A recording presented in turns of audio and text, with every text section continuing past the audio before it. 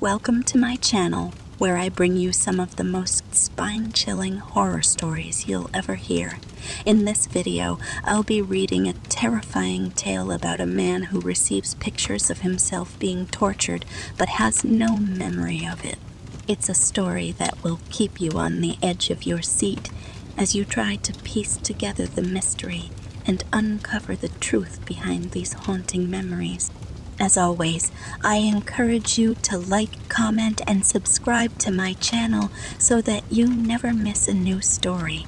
And if you have a suggestion for a particular story you'd like me to read, please let me know in the comments below.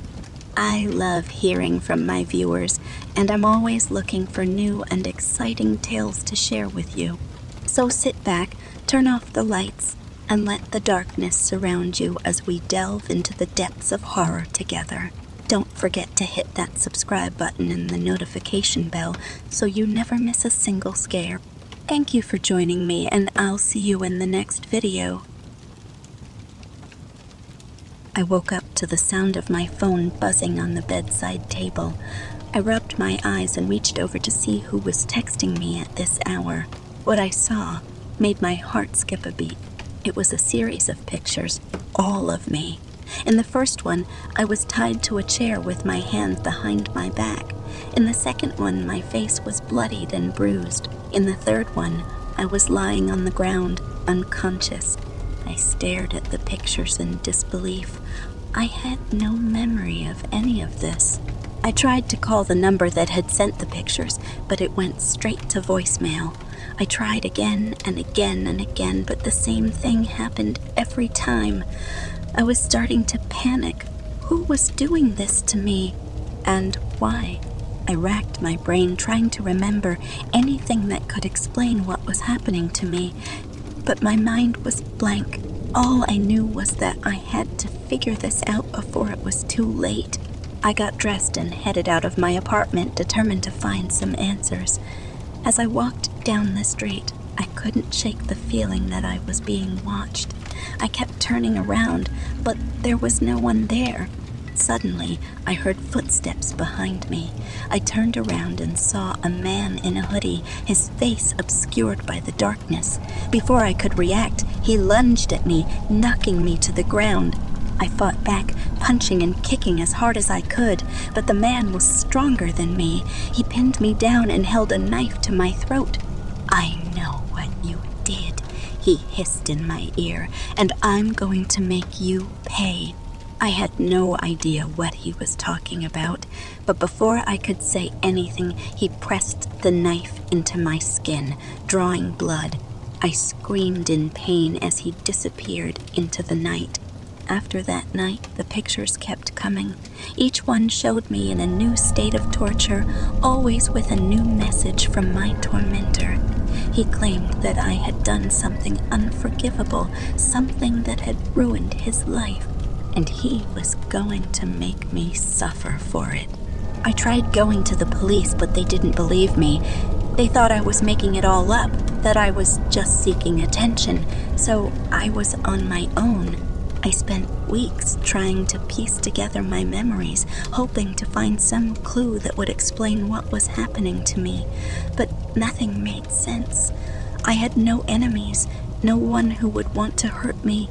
And then, one day, I had a breakthrough. I was looking through some old files on my computer when I found a folder I didn't recognize. It was full of documents and pictures, all related to a business deal I had made years ago. As I read through the files, it all started to come back to me.